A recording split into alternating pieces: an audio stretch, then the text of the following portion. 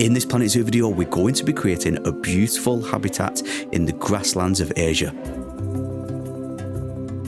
for a beautiful animal, the Bornean elephant, with multiple viewing areas for guests so they can get the picture perfect viewing of these lovely elephants. We're going to start off in the grasslands here by building a modular piece. Now this is going to create the viewing area, and because it's a modular piece and it's going to be on the grid, we can easily just duplicate it over within the same grid and copy and paste that bad boy over once we've actually created it. So we're going to create a floor, and then we're going to create a moat where we're going to put water, and this is what's going to separate our guests from our animals and create a natural looking barrier. Of course, we're going to be using the no barriers because we always do. But if you are new to my channel, my name is Adam, welcome in. I create all Planet Zoo videos, and if you are a current subscriber of mine and you're wondering where the hell I've been for the past 3 to 4 weeks, I've actually broke my foot, and trying to get it comfy to make content without actually having it levitated up was quite difficult. Yes, I fell off a curb. I wish I had an elaborate story like a shark attack or something mad like that. Nope, I fell off a curb, I broke my foot, and I've been in a lot of pain with it. I'm in like the 3rd or 4th week of it now. Hopefully next couple of weeks it should be healed and I can take my cast off and get going and get adventuring. I'm actually back in my full-time work next week as well, so I don't know how that goes. Obviously this is not my full-time job, this is just a hobby, and I share videos of my creations with you guys and girls. Hopefully you like them. If you do, please hit that like button so other people can see them and learn about Planet Zoo and how to build stuff. But you can see I'm just completing the actual floor. I've gone with a concrete base on the top, we've gone with the stained wood piece, and then I've just used for the actual moat, which is going to be the wall of the moat, another concrete wall piece. But then on the other side where the actual habitat will be and accessible to our lovely elephants, we're going to have the plaster pieces. So we just need to place one plaster piece down for the floor and another plaster piece to create the other wall of the moat. And then for a realistic safety aspect, I added these nettings, and these something what you would find in a real zoo, and concentrating on the realistic aspects, not just in a habitat but in your zoos in general, will make everything look better within your zoos. And we've got some fallen leaves, we're going to put them on there, but this is like a catchment net, isn't it? So it kind of separates the animals, the elephants in this case, getting too close to the guest, and it stops the guest falling into our moats. All those little boys and girls, we don't want to fall in, but if they do happen to jump over the fence, something will catch them to stop them falling into the water. And that's right, we're going to add water. But before we do dig down with the terrain tool to add that water and create the moat effect, we needed to create a barrier. The thing is with creating modular pieces like this is just to put everything on the same grid on this piece, and then you don't have to recreate stuff. I could have just copied it over as a moat and as a path, but then I would have to create a barrier. Now why not just create a barrier on this one modular piece, and then when I do duplicate it over, I've got the barrier for the whole of the habitat around.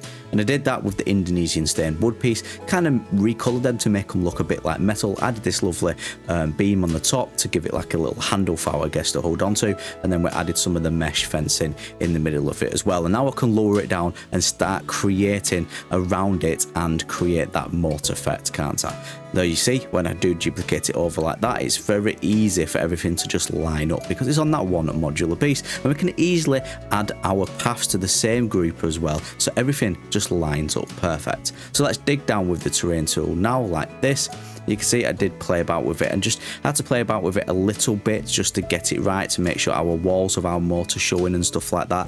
But patience and perseverance does prevail within Planet Zoo. Don't get annoyed with it, just carry on cracking on and you will get it in the end. And then I just simply added water. Now I wanted to break this barrier up a bit and this path up a bit, and I was struggling with ideas how to do it. Now in a couple of my habitats in the past, if you've seen mine stuff, I've created this kind of like little sheltered elevated viewing platform for guests. So I thought that'll go so much perfect for this kind of habitat as well. It's going to give the guest a better look at the actual animals, at the elephants, and it's going to separate this barrier. It's a win-win. Now, a lot of people struggle with paths in this game. To create an elevated path like that and a smaller staircase like you see me doing here, all you have to do is go on the settings tab on the bottom right and just change your elevated path length to 1. Or to 0.5, I think it is, or maybe even to 0. Just turn that down, and then when you do build a staircase, it doesn't jump to 4-meter long staircase. You can have a small elevated staircase like that, leading to an elevated path, creating a beautiful viewing area like you can see me creating here. Once that was built up, it looked a little something like this. It was very simple, just some wood pieces, some flooring, and a little roof, a little hatch roof. And then with the terrain tool, once again, I had to go in and try, and this was probably the most difficult part for me for this habitat, try to create a more elevated, shallower pool of water, so our animals, our elephants in this case, can actually get quite close to the guest but still look from a safe distance. I wanted to kind of create like a little water pool for them, so they can kind of use it as an enrichment item. The animals can actually get in and bathe. The elephants can throw the water around like they do. And it was quite difficult, and I thought about using the glass barriers, and I was stumped, and I mean absolutely stumped for ideas. But what I did was just make it smaller and use the terrain tool to create a separate pool next to these two moats. So I took all the water out, I flattened the terrain down. You can see me just really trying to figure out how to do this now, and I'm not the best builder in Planet Zoo. I mean, if you're watching this, maybe you're watching this for inspiration. I will admit I'm quite a good builder. I'm not the best. There's better builders out there. So honestly, I even thought about reaching out to some other content creators and asking them the best way to do this, but then I did figure it out. I just needed a smaller area, and I can cover the nasty bits within the terrain with the plaster pieces, can't I? And a lot of things in Planet Zoo, that's how I do it. I just cover the disgusting bits, the jagged edges and the gaps. I just cover them with foliage and rocks, or building work, in this case plaster pieces. Like you can see me doing here now, I'm just digging that down, and I just cover the rest with the plaster, but I've got that pool, and the elephants will be able to access it and bathe in there. And what an amazing viewing experience that would be in a zoo. Could you imagine? Now fast forward a little bit here, and the plaster pieces are in place and covering the disgusting terrain that was sticking out bloody everywhere. It stressed me out. Anyway, started to create that pool now. You can see how it's really coming together and looking pretty good. Just lining the plaster pieces, the last of them down. Kind of kept creating a little lip so it looks like the pool can actually hold the body of water what it's holding. Again, realistic aspect. So just turn some plaster pieces on a little angle like this, so to make it more realistic and look like a pool. And then I had to create a slope in for the actual elephants to be able to access this water, of course.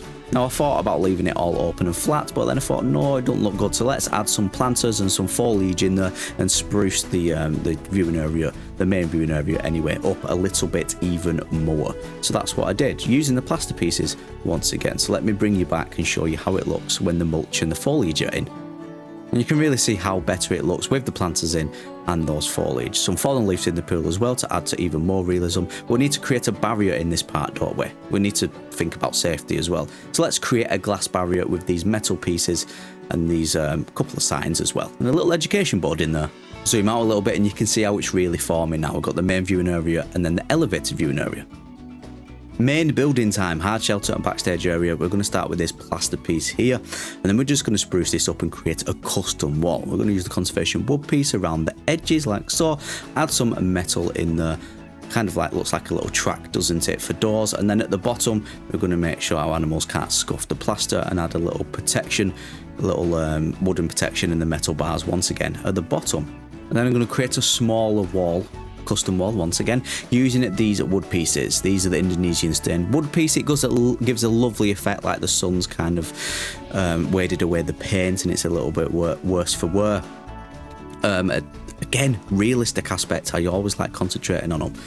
And then I can easily duplicate it over like you see me doing there. I just wanted to see if everything lined up, which it did. And now I can have these individual pieces and I can just copy and paste them, move them up, advance, move them up. And now I've got a wall, a custom made wooden wall. And it goes really well with the taller version of the wall as well. We're going to add the same metal brackets at the top to give it to the same look. And this is going to be, so this smaller wall, sorry, is going to be the backstage area, so it's going to be the access point for our zookeepers and our vets, and then the taller bit is going to be the access point building for the animals, the hard shelter, and where the bedding is going to be and where they can be fed and stuff like that. And this is what I always do when I create these backstage area hard shelters. I put them together all the time, and it gives me a place to put the habitat gate as well, and obviously run the no barriers around the outside of the habitat. Can easily just duplicate that over once again. Now it's complete, and we can start designing how we want this area and this building to actually look. And I like to go like at a top-down view here and keep zooming out and seeing how it's look and doing it step by step. At this moment in my head, I haven't got a clue how I want it to look. I'm kind of just going with the flow and trying different things. I knew that I wanted, obviously, the hard shelter for the animals, the taller part, to be bigger, because they are the elephants at the end of the day, aren't they? They're quite a large elephant. Not the largest of elephants, they are Bornean elephants, so they're not actually that big, but they're still elephants. They're still quite a large animal. So I wanted that area big, and then obviously the other area, the backstage area, which our staff of ours who we're going to use, that needs to be smaller. It just makes sense. You see me just trying to get the right look here, deleting wood pieces, zooming out, and that's what I would suggest you do as well. If you're unsure about something, change it. Unhappy about something, change it. I always say it in my videos and when I build stuff in Planet Zoo. I started off with 2 different separate entrances here, and then I thought, no, I didn't really like it. Like I said, not happy with something, change it. And we're going to go with one big entrance. This is going to be the entrance point for our elephants. They're going to access there so they can get a little bit of privacy and vet care and zookeeper's care if needed.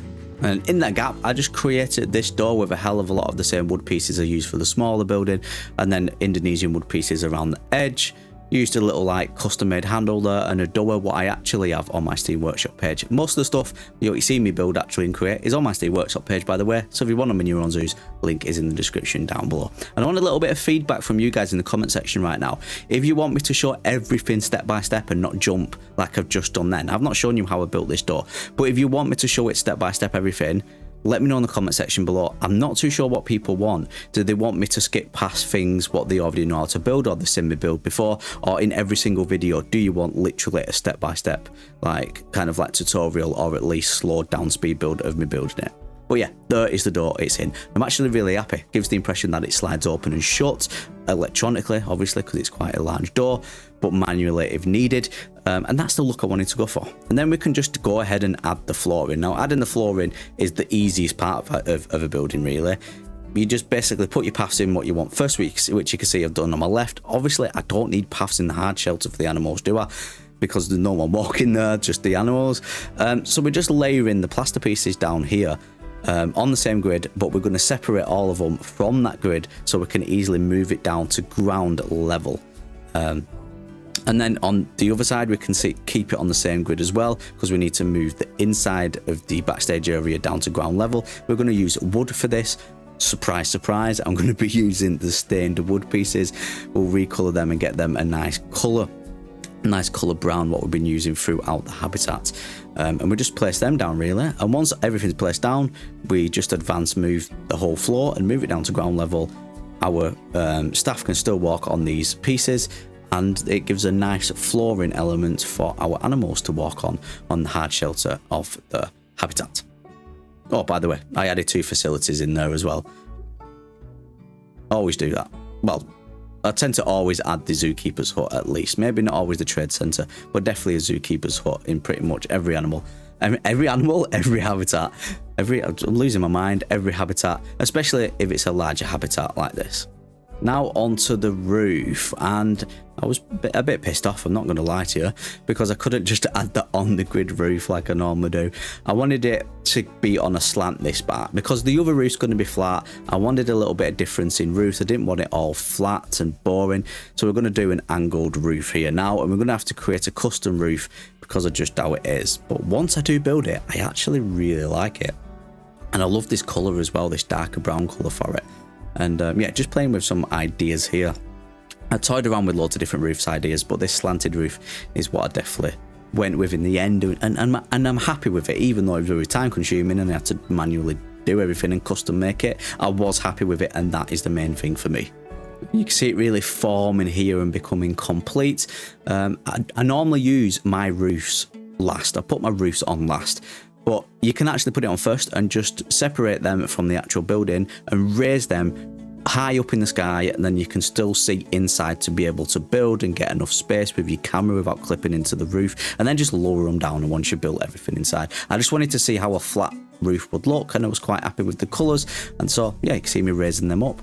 And then because of my ADHD and my scatterness, I thought, sack the inside of the hard shelter, what I was actually creating, and let's go outside and build a separate viewing area for the guest. I do switch around a lot when I'm building habitats. 1 minute I'll be outside, next minute I'm inside, next minute I'm outside putting foliage. Yeah, it's just the way I work. I don't know how I'm crazy.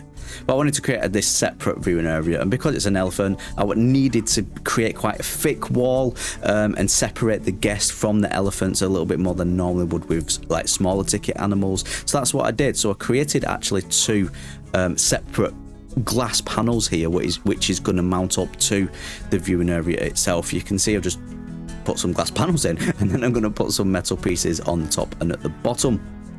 And then this is going to be situated in between some plaster pieces, some thick wall plaster pieces as well.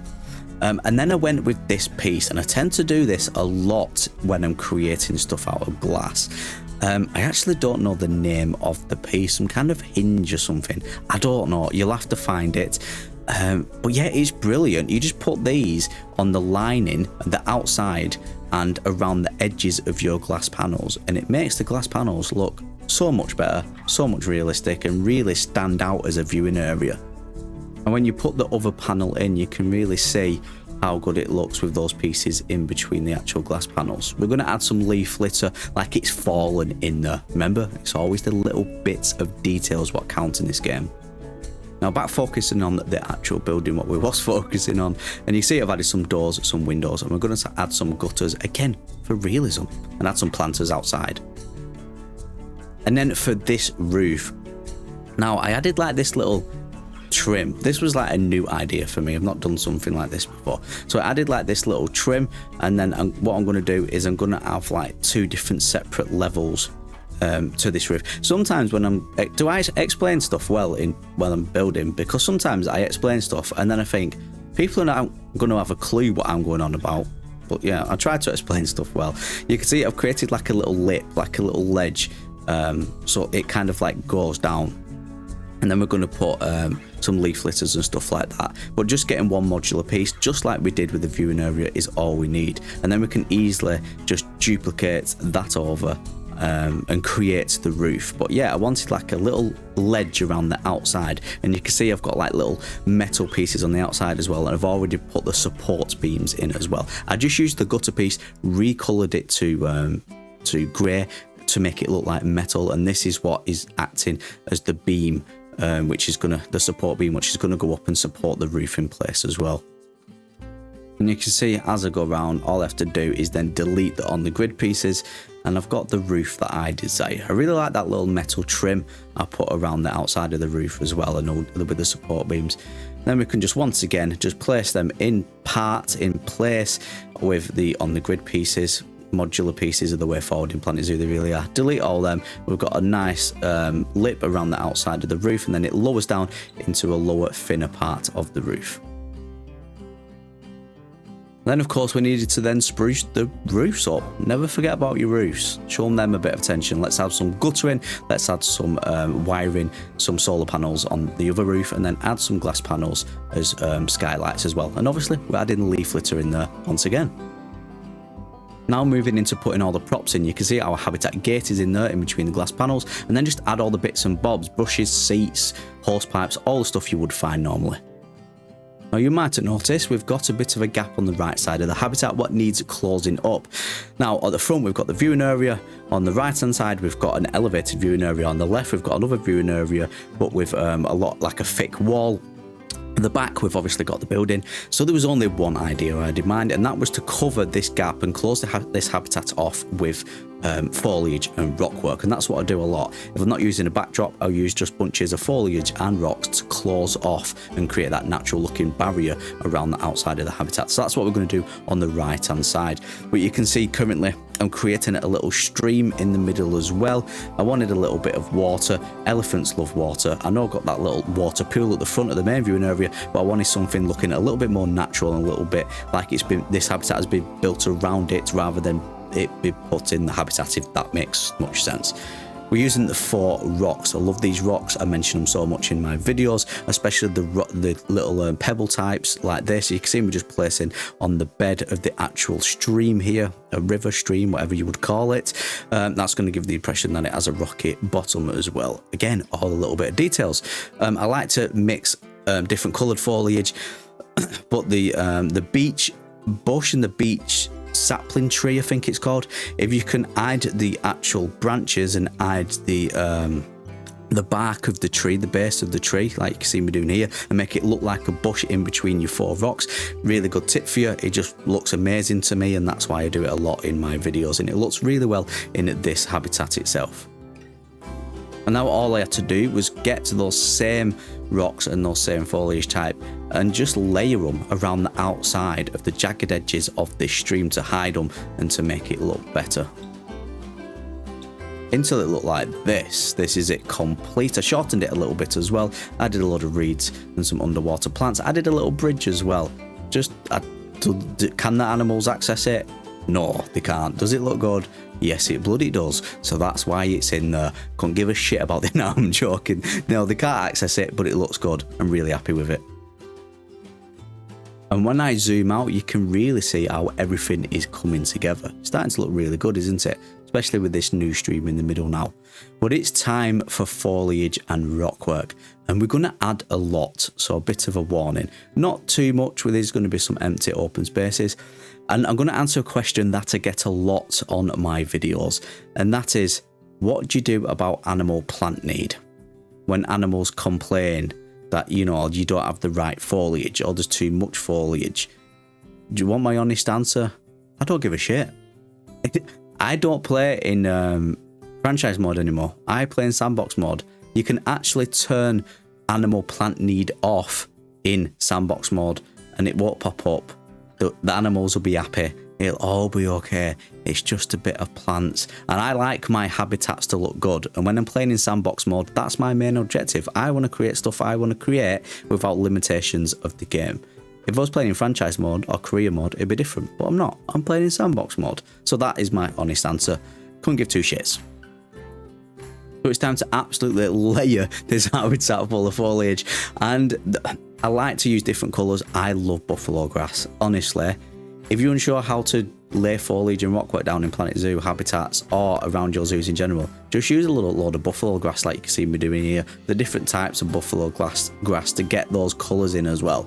Just leave little patches like that. Lower them down into the ground a little bit, have different lengths of buffalo grass. Buffalo grass changed this game for me, it really did. You can probably tell the way I'm talking how much I bloody love buffalo grass. It's just brilliant, isn't it? And then in between the buffalo grass, what we're going to do is add some of the same 4 rocks to give it the same look as well. But add in different colours. We're going to add some little bushes as well and bring just a couple of trees over and a couple of like dead trees and stuff like that. You can see me adding the 4 rocks within the actual buffalo grass now, and the good thing about grass in this game, it'll just poke in between those little bits of rock and it just makes everything just look so much better and realistic once again. Now would you just look at that for a habitat? Now let's point out the elephant in the room. Excuse the pun, I had to. The elephants are in, they are happy, but yeah, look at that for a viewing area. Imagine that in a zoo in real life. Amazing. And you can see that all the foliage is done. I didn't really do much from where we left off, just added a little bit more taller grass patches here, and then I've added a couple of trees as well. And look at these custom like feeding stations here. I don't think the animals can actually have access to them and use them, but how brilliant. What the elephant's kicking off for? Chill out. Digging up mud everywhere. Anyway, look how good they are. I think these are by Caesar Creates. He's another content creator on YouTube. You should check him out if you don't know who he is. He's brilliant. These are on the Steam Workshop page, on Caesar Creates Steam Workshop page. But they just look fantastic and they're just perfect for this kind of habitat. I raised them to a right level as well. Girls, females and babies can go on this one, and adults and males can go on the taller one. Yeah, they're loving this viewing area, don't they? But also I love this viewing area, little step up, little hideaway for our guest. And then obviously we have got to the main viewing area, and the elephants do actually go in there and bathe in there and wash themselves in there, which is brilliant. I was really worried about the space that they would have, these elephants in the hard shelter. Everything seems fine. Zoomed out, this is what it looks like. You can see on the right hand side here as well, I just created a wall, like I did on the left-hand side here, but without a viewing area. I think we've got a bloody enough viewing areas, haven't we, for this one habitat. Now, I will try to put this on the Steam Workshop page. I'm not promising it will be on there. It's got a lot of terrain work, which makes it more difficult, and it makes it more difficult for you as well when trying to place it in your own zoos. But have a look. It's worth a look. If it's not on there, I'm sorry. If it is, enjoy. With that being said, if you did like this video and it inspired you or give you any tips to build stuff in Planet Zoo yourself, please hit that like button, subscribe if you're not already. My name's Adam, and I hope you have a wonderful rest of your day, and I will catch you in the next Planet Zoo video.